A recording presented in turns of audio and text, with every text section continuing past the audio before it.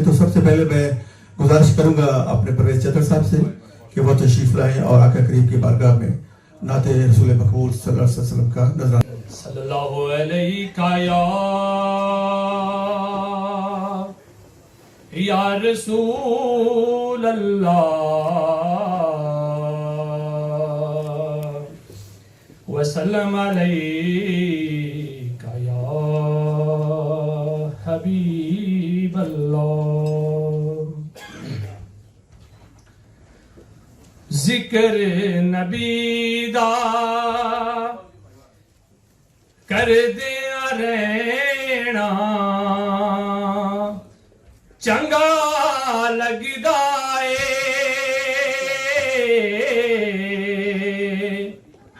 इस बहाने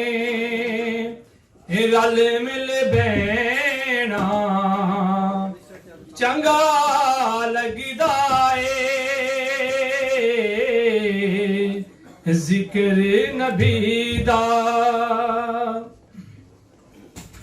मस्जिद नबवी दे विच जाके नुकरे हो के बह जाना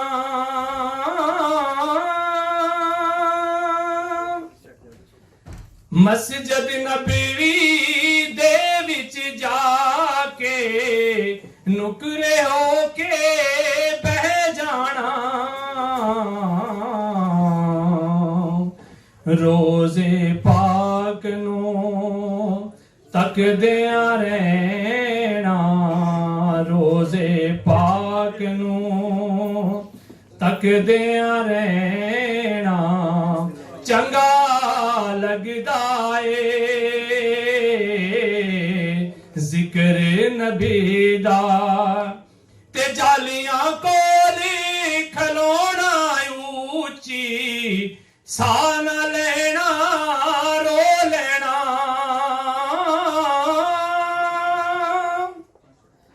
ते जालियां कोली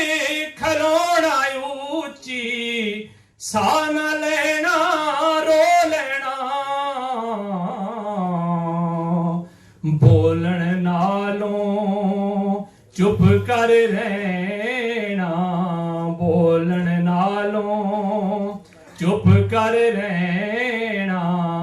चंगा लगदा जिक्र नबी दा। ते उच्चा बोल न बोली ज़हूरी रब दे बंदे कहंदे ने ते उच्चा बोल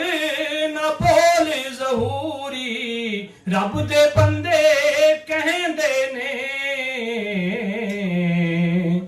नीवी पाके टुरदिया रहना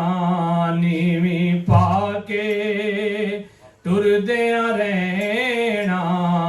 चंगा लगदा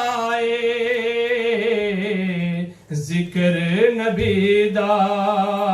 करदिया रहना चंगा लगदा जिक्र नबी दा।